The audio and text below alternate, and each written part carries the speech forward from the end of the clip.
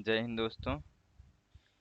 आज हम भारतीय राज्य व्यवस्था के अंतर्गत चैप्टर 22 का ये फाइनल पार्ट देखेंगे, जिसमें हम लोग संसद से रिलेटेड जितने भी प्रश्न पूछे गए हैं उसका क्वेश्चन आंसर को एनालिसिस करेंगे।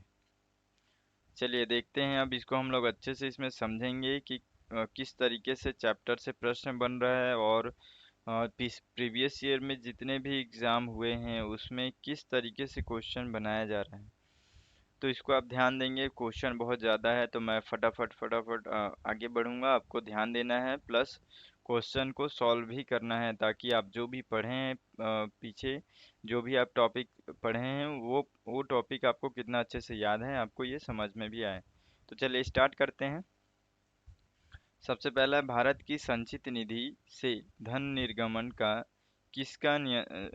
धन निर्गमन पर किसका नियंत्रण है। देखिए ये यूपीपीसीएस 2000 में पूछा गया प्रश्न है। ऑप्शन है, देखिए इसमें ए महानियंत्रक एवं लेखा परीक्षक, बी अधिकृत मंत्री, सी है भारत के वित्त मंत्री और डी है संसद। धन को संचित निधि से धन निकालने के लिए निकालने के लिए नहीं है, लेकिन निकालने के लिए या फिर उस पर किनका नियंत्रण है, ठीक है ना। बस इतना ही इसमें पूछा जा रहा है कि संचित निधि पर किसका नियंत्रण रहता है, ठीक है।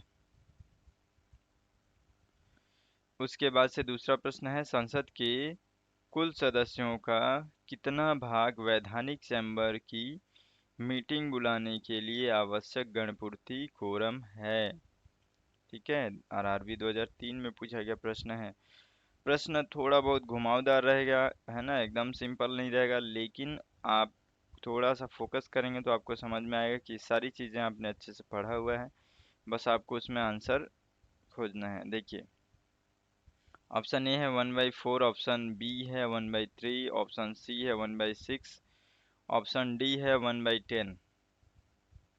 अगला प्रश्न देखिए, संसदीय प्रणाली वाली सरकार को अन्य किस नाम से जाना जाता है। संसदीय प्रणाली जो ये नाम है हम लोग रखे हैं, उसको और किस नाम से जाना जाता है। एसएससी 1999 में पूछा गया प्रश्न है ये। देखिए इसका ऑप्शन ए है अनुक्रियाशील सरकार, बी है उत्तरदायी सरकार, सी है संघीय सरकार, डी है राष्ट्रीय सरकार। अगला प्रश्न देखिए, भारत की संसद के बारे में निम्नलिखित में से क्या सही नहीं है, ठीक है। एनडीए एग्जाम 2018 में पूछा गया प्रश्न है। ऑप्शन ए है राष्ट्रपति लोकसभा और राज्यसभा से संसद बनती है, ठीक है। राष्ट्रपति लोकसभा और राज्यसभा से संसद बनती है। बी है लोकसभा में मनोनीत सदस्य नहीं होते हैं।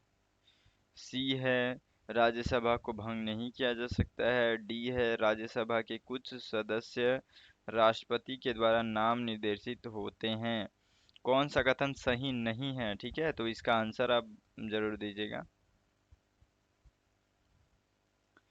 अगला प्रश्न है, निम्न विधेयकों में से किसका एक भारतीय संसद के दोनों सदनों का अलग अलग विशेष बहुमत से पारित होना आवश्यक है। आईएएस 2003 में ये पूछा गया प्रश्न है।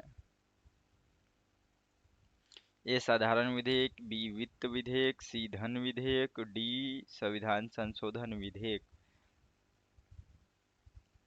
हम लोग जब लास्ट में इसको पढ़े थे, ठीक है, कि विधेयकों पर क्या प्रभाव पड़ता है, या फिर हम लोग फोकस पॉइंट में भी देखे थे। अलग से भी हम लोग जब धन विधेयक वित्त विधेयक के बारे में पढ़ रहे थे, तो वहाँ भी हम लोगों ने देखा था कि धन विधेयक, और इसको मैं बताना चाहता हूँ, ठीक है, धन विधेयक और संविधान संशोधन विधेयक दोनों में संयुक्त बैठक का प्रावधान नहीं है, ठीक है। लेकिन इसका मतलब क्या है, ऐसा होगा तो यहाँ तो दोनों ऑप्शन है ना, फिर तो ये क्वेश्चन ही गलत हो जाएगा। ऐसा नहीं है। देखिए धन विधेयक और वित्त विधेयक लास्ट में, अब अगर थोड़ा सा आपको याद होगा तो हम लोग उस समय पढ़े थे कि ये दोनों में संयुक्त बैठक का कोई प्रावधान नहीं है, धन विधेयक और संविधान संशोधन विधेयक, है ना। तो देखिए यहाँ पे इसका रीजन क्या है मैं बताता हूँ। ये जो धन विधेयक है ना, धन विधेयक में भी संयुक्त बैठक का प्रावधान नहीं है। इसमें रियल मायने में क्या होता है इसको समझिएगा कि जो धन विधेयक है उसमें संयुक्त बैठक का मामला आता ही नहीं है। समझ रहे हैं आप? देखिए, धन विधेयक जो है हम लोग जानते हैं कि लोकसभा का इसमें पूरा अधिकार होता है।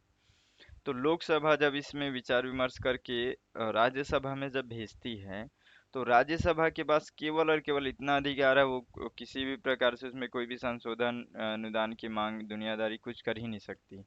उसको केवल 14 दिनों के भीतर भीतर अपना उसको पास कर देना है, नहीं करती है तो भी वो पास मान लिया जाता है। तो इस तरीके से कुल मिलाकर के सारी बातें केवल लोकसभा के अधिकार के अंतर्गत है। तो फिर इसमें संयुक्त बैठक का कोई समस्या आया ही नहीं, कुछ आया ही नहीं। संयुक्त बैठक इसमें आया ही नहीं, समझ रहे हैं आप? पारित हो गया केवल लोकसभा से। लोकसभा बस केवल औपचारिक तरीके से बस एक बार भेज देती है, 14 दिनों के अंतर्गत विचार करके भेज दो, नहीं तो वैसे भी वो पारित मान लिया जाएगा। तो इस तरीके से धन विधेयक में संयुक्त बैठक का मामला आ ही नहीं पाता है। देखिए, और एक इसके बाद हम लोग ये दो दो ऑप्शन देखते हैं। साधारण विधेयक, साधारण विधेयक में संयुक्त बैठक है ही है। वित्त विधेयक में भी साधारण संयुक्त बैठक है। क्यों है? क्योंकि जो वित्त विधेयक है ना, वित्त विधेयक, सभी वित्त विधेयक धन विधेयक नहीं होते हैं, ठीक है, लेकिन सभी धन विधेयक सब वित्त विधेयक के अंतर्गत आएंगे। लेकिन कुछ ऐसे भी वित्त विधेयक होते हैं जो साधारण विधेयक की तरह होते हैं। तो ऐसे जो विधेयक हैं वो साधारण विधेयक और ये दोनों संयुक्त बैठक जरूर कर सकते हैं, ठीक है ना? तो ये याद रखेंगे कि ये दोनों ऑप्शन नहीं होगा, धन विधेयक का मामला ही नहीं आता है। लास्ट में जो संविधान संशोधन विधेयक होता है, ये कंफर्म अलग अलग रूप से ही पारित होना आवश्यक है, ठीक है ना? ये आपको ध्यान में रखना है। बाकी सब अलग अलग पारित होना जरूरी नहीं है। बहस हो गया, कुछ भी गलत फहमी, कोई भी प्रॉब्लम हो गया, संयुक्त बैठक बुला सकते हैं। और इसमें ये मामला ही नहीं आता है, आने ही नहीं देते हैं। बस यही एक ऐसा है जिसमें संयुक्त प्रावधान है ही नहीं बैठक का। अगला प्रश्न देखते हैं, सांसदों के वेतन का निर्णय कौन करता है? एसएससी 1999 में पूछा गया प्रश्न है। ऑप्शन ए है संसद, बी है केंद्रीय मंत्रिपरिषद, सी है राष्ट्रपति, डी है लोकसभा अध्यक्ष। सांसदों के वेतन का निर्णय, ठीक है ना? तो इसमें बताएंगे क्या हो सकता है। अगला प्रश्न देखिए, भारत की संसद को के दोनों सदनों की संयुक्त बैठकें किस लिए आयोजित की जाती है? एनडीए 2014 में पूछा गया प्रश्न है। देखिए, ज्यादातर क्वेश्चन, देखिए टॉपिक एक ही रहेगा लेकिन क्वेश्चन अलग अलग तरीके से पूछे गए रहेंगे, ठीक है ना? कहीं ना कहीं ये भी इसी से जुड़ा हुआ है। देखिए अब इसको, ऑप्शन ए है इसमें भारत के राष्ट्रपति को निर्वाचित करने के लिए। ऑप्शन बी है भारत के उपराष्ट्रपति को निर्वाचित करने के लिए। ऑप्शन सी है संविधान संशोधन विधेयक को अंगीकार करने के लिए। डी है उस विधेयक पर विचार करने तथा उसे पारित करने के लिए जिस पर दोनों में मतभेद हो। समझ में आ गया ना? संयुक्त बैठक किस लिए किया जाना आवश्यक होता है या फिर कब किया जाता है, इस तरीके से प्रश्न पूछा जा रहा है। प्रश्न को समझना है कि ये क्या पूछ रही है, ठीक है? फिर आपको आंसर मिल जाएगा। अगला प्रश्न देखते हैं, यदि किसी सामान्य विधेयक पर राज्यसभा और लोकसभा के बीच गतिरोध आता है तो उसका समाधान कौन करेगा? एसएससी 2013 में पूछा गया प्रश्न है। ऑप्शन ए है राष्ट्रपति, बी है मंत्रिपरिषद, सी है संसद का संयुक्त सत्र, डी है उच्चतम न्यायालय।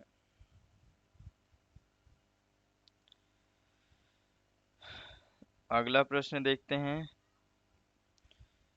संसद के दोनों सदनों के साथ साथ बैठने पर निम्न होता है। आरआरबी 2005 में पूछा गया प्रश्न है। ऑप्शन ए है उपराष्ट्रपति का चुनाव, बी है संविधान संशोधन बिल को स्वीकार करना, ऑप्शन सी है एक बिल जिस पर दोनों सदन सहमत ना हो उस पर विचार करना और पास करना, जबकि डी है भारत के राष्ट्रपति का चुनाव। मिला जुला प्रश्न है, अभी हम लोग पीछे भी इस प्रश्न को देखे हैं। देखिए अगला प्रश्न है, संसद के दोनों सत्रों के बीच अधिकतम कितना अंतराल दिया जा सकता है? एसएससी 2014 में पूछा गया प्रश्न है। ऑप्शन ए है 1 महीना, ऑप्शन बी है 5 महीना, ऑप्शन सी है 6 महीना, ऑप्शन डी है 3 महीना। अगला प्रश्न देखिए, भारत की संसद में निम्नलिखित शामिल है।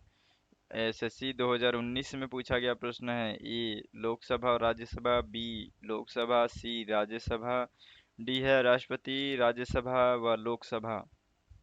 हम लोग सारी चीजें बहुत अच्छे से पढ़े हैं ना, उसी तरीके से प्रश्न भी है, सभी का आप आंसर दे सकते हैं। बहुत अच्छा मोटिवेशन आएगा आपको, कंफर्म हो जाए कि हाँ आप जितना भी टॉपिक पढ़े हैं उसको अच्छे से समझे हुए हैं, आपने पूरे फोकस तरीके से पढ़ा है। ठीक है, अगला प्रश्न देखते हैं। भारतीय संसद के को ऊपरी सदन के रूप में भी जाना जाता है। ठीक है, भारतीय संसद के ऊपरी ये यहाँ पे ऊपरी सदन के रूप में भी जाना जाता है, मतलब किसको जाना जाता है, ये इस तरीके से प्रश्न है। ऊपरी सदन किस सदन को कहते हैं, आसान भाषा में समझ जाएंगे इसको आप। देखिए ये एसएससी 2015 में पूछा गया प्रश्न है, और एसएससी 2019 में भी पूछा गया प्रश्न है ये। ऑप्शन ए है लोकसभा, बी है राज्यसभा, सी है विधानसभा विधान परिषद, और डी है विधानसभा। अगला प्रश्न देखते हैं।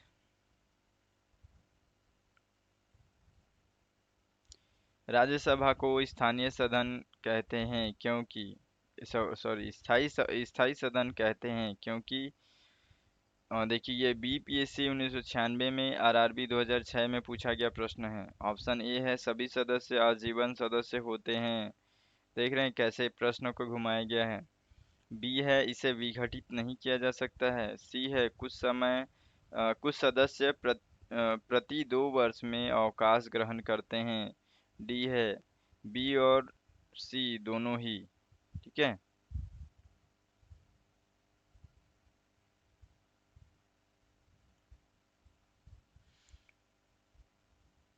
अगला प्रश्न है, राज्यसभा में सीटों की अधिकतम संख्या कितनी हो सकती है।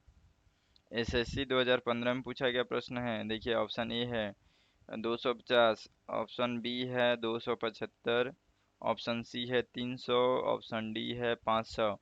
सभी प्रश्न हम लोगों ने देखा है, ठीक है ना, ये भी प्रश्न हम लोग देखे हैं, स्थायी सदन। ठीक है ना। अगला प्रश्न, राज्यसभा के लिए राष्ट्रपति द्वारा कितने सदस्य नामित किए जाते हैं। देखिए ये यूपी पीसीएस 2006 में, आरआरबी 2009 में, एसएससी 2013 में पूछा गया प्रश्न है। देख रहे हैं कैसे सीक्वेंस में एक ही प्रश्न पूछा जा रहा है। तो ऑप्शन ए है 5, ऑप्शन बी है 13, ऑप्शन सी है 12, ऑप्शन डी है 2। अगला प्रश्न देखिए, राज्यसभा के सदस्यों का कार्यकाल कितने वर्ष का होता है। यूपी पीसीएस 1992, आरआरबी 2005, डीपी ये डीपीए सही ही होगा। ठीक है, ये 2009, एसएससी 2010 में पूछा गया प्रश्न है। देखिए ऑप्शन है, ए ऑप्शन है 3 वर्ष, बी है 4 वर्ष, सी है 5 वर्ष, डी है 6 वर्ष।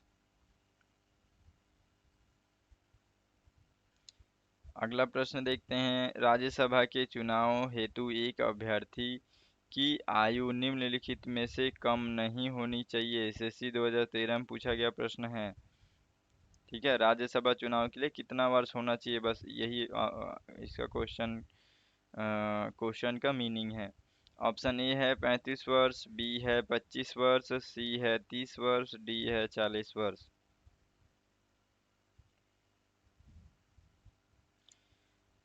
किस सदन में अध्यक्ष उस सदन का सदस्य नहीं होता है। बहुत छोटा सा प्रश्न है, लेकिन अच्छे से घुमावदार प्रश्न है ना।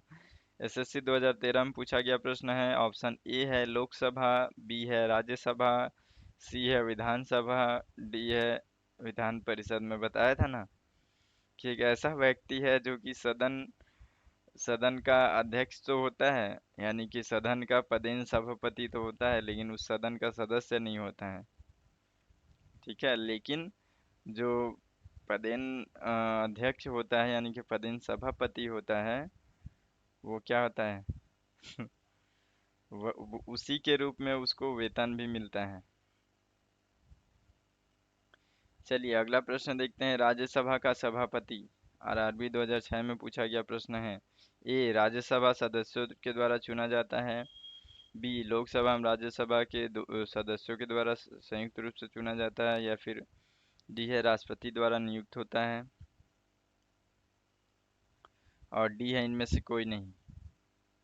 अगला प्रश्न देखते हैं। निम्नलिखित में से किसकी अध्यक्षता असदस्य द्वारा की जाती है। एसएससी 2013 में पूछा गया प्रश्न है। ऑप्शन ए लोकसभा, बी है राज्यसभा, सी है विधानसभा, डी है विधान परिषद। देखिए अगला प्रश्न देखते हैं। निम्नलिखित में से किसके संबंध में राज्यसभा को लोकसभा के अपेक्षाकृत अधिक अधिकार प्राप्त है। ऑप्शन ए है धन विधेयक, ऑप्शन बी है धनेतर विधेयक, सी है नई अखिल भारतीय सेवाओं का गठन करना, ऑप्शन डी है संविधान का संशोधन करना।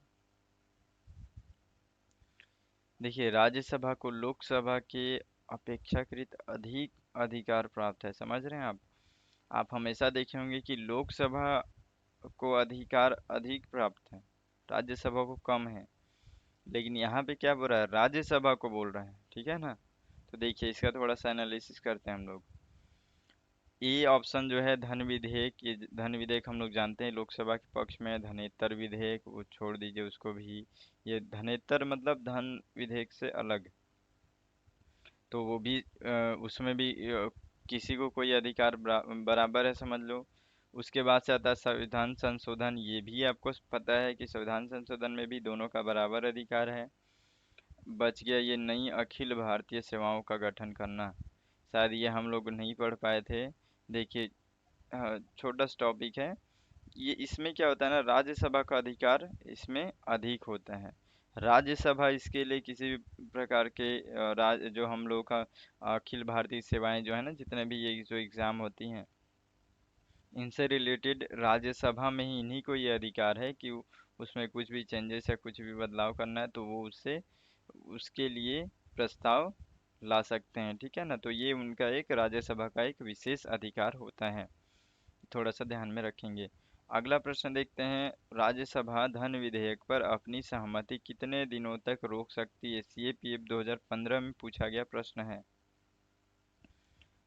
ऑप्शन ए है 14 दिन, ऑप्शन बी है 15 दिन, ऑप्शन सी है 30 दिन, ऑप्शन डी है 18 दिन।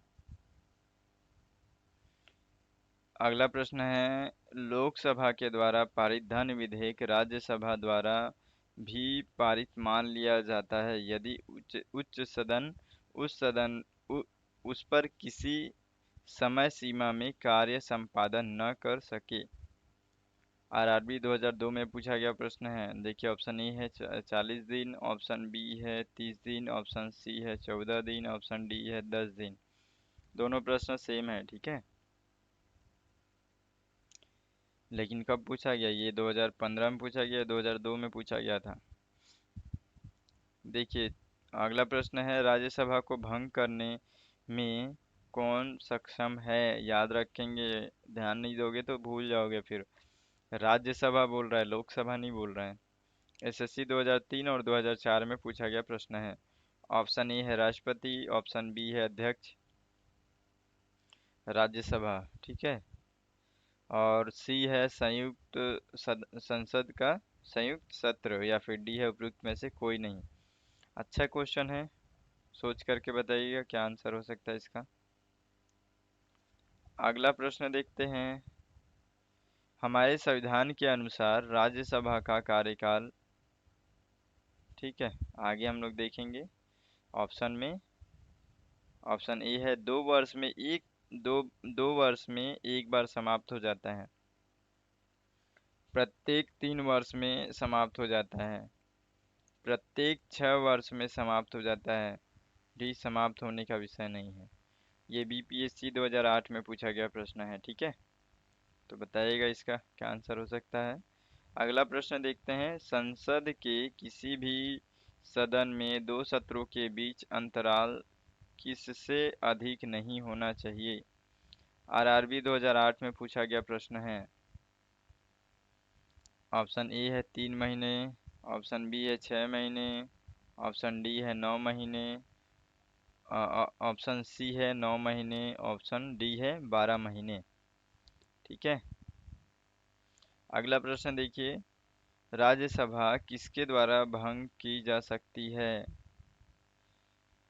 ठीक है, यूपीपीसीएस 2013 में पूछा गया प्रश्न है ये। ऑप्शन ए है राष्ट्रपति के द्वारा, बी है प्रधानमंत्री द्वारा, सी है मंत्रिपरिषद द्वारा, डी है उपयुक्त में से किसी के द्वारा नहीं। अगला प्रश्न है, लोकसभा में राज्यों को किस आधार पर सीटें आवंटित होती है? सीजीपीएससी 2005 में पूछा गया प्रश्न है। ठीक है, ये भी थोड़ा लॉजिकल क्वेश्चन है, सोचेंगे तो आंसर समझ में आ जाएगा। ऑप्शन ए है जनसंख्या, बी है क्षेत्रफल, सी है गरीबी, डी है भाषा। देखिए अगला प्रश्न है, प्रथम लोकसभा का गठन कब हुआ था? एसएससी 2019 में पूछा गया प्रश्न है। ऑप्शन ए है 1950, बी है 1948, सी है 1952 और डी है 1951। क्या हो सकता है इसका आंसर? अगला प्रश्न है, निम्नलिखित में से पॉपुलर चैम्बर किसे कहा जाता है? एसएससी 2019 में पूछा गया प्रश्न है। ए राज्यसभा, बी विधानसभा, सी है ग्राम सभा, डी है लोकसभा। तो बताइएगा इसका भी आंसर। अगला प्रश्न है, संसद के दोनों सदनों की संयुक्त बैठक को भेजा गया विधेयक का पारित होना होता है? एसएससी 2008 में पूछा गया प्रश्न है। ए उपस्थित सदस्यों के साधारण बहुमत से, बी है कुल सदस्यों के पूर्ण बहुमत से, सी है उपस्थित सदस्यों के 2/3 बहुमत से और डी है उपस्थित सदस्यों के 3/4 बहुमत से। अगला प्रश्न देखिए, भारतीय संसद के परिप्रेक्ष्य में शून्यकाल किसे कहते हैं? एसएससी 2019 में पूछा गया प्रश्न है। संसदीय कार्यवाही के पूर्वार्ध का समय, बी है प्रश्नकाल के पूर्वार्ध का समय, सी है प्रश्नकाल के पहले का समय और डी है संसदीय कार्यवाही के उत्तरार्ध का समय। अगला प्रश्न देखते हैं, भारतीय संविधान के अनुसार संविधान संशोधन विधेयक संसद के किस सदन में पारित होता है? आरआरबी 2018 में पूछा गया प्रश्न है।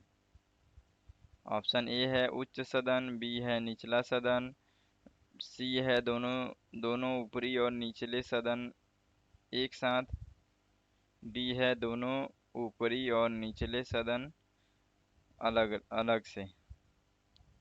ठीक है, ये सब थोड़ा सा घुमावदार प्रश्न है लेकिन बहुत बार इसमें पूछे गए हैं। देख रहे हैं, आरआरबी 2018 में पूछा गया प्रश्न है। अगला प्रश्न देखते हैं, लोकसभा में मंत्रिपरिषद के विरुद्ध विश्वास अविश्वास का प्रस्ताव लाने हेतु न्यूनतम सदस्यों की संख्या क्या हो सकती है? ये यूपीपी से 2015 में पूछा गया प्रश्न है। ऑप्शन ए है 20, ऑप्शन बी है 30, ऑप्शन सी है 40, ऑप्शन डी है 50। क्या हो सकता है इसका सही आंसर? अगला प्रश्न है, 10वीं अनुसूची के तहत लोकसभा के किसी सदस्य की अयोग्यता से संबंधित है। ठीक है, यानी कि मुद्दे पर निर्णय कौन देता है? एसएससी 2019 में पूछा गया प्रश्न है ये। ऑप्शन ए है प्रधानमंत्री, बी है अध्यक्ष, सी है राष्ट्रपति, डी है उपराष्ट्रपति। अगला प्रश्न देखते हैं, राष्ट्रपति लोकसभा को कार्यकाल पूरा करने के पूर्व भंग कर सकता है? आरआरबी 2005 में पूछा गया प्रश्न है। देखिए ऑप्शन ए है प्रधानमंत्री की सलाह पर, बी है उपराष्ट्रपति की सलाह पर, सी है लोकसभा अध्यक्ष की सलाह पर और डी है सर्वोच्च न्यायालय के न्यायाधीश की सलाह पर। तो ये अब हमारा ये चैप्टर कंप्लीट हो गया। जितने भी हम लोगों ने अभी प्रश्न देखा है, सारे प्रश्न को आप हल करके देखिए, बहुत अच्छा लगेगा आपको। हल करने के बाद से एक विश्वास बढ़ेगा कि हाँ, आप जितना भी टॉपिक पढ़े हैं बहुत अच्छे से आपने उसको सॉल्व कर लिया है, उस अच्छे से उस आपका तैयार हो गया है। प्लस आपको ये भी समझ में आ जाएगा किस टॉपिक से किस तरीके से प्रश्न बन रहा है जो प्रीवियस ईयर में पूछा गया है, ताकि उस हिसाब से आप अगले एग्ज़ाम के लिए तैयारी करके चल सकते हैं। फिर मिलते हैं अगले वीडियो में, तब तक के लिए जय हिंद।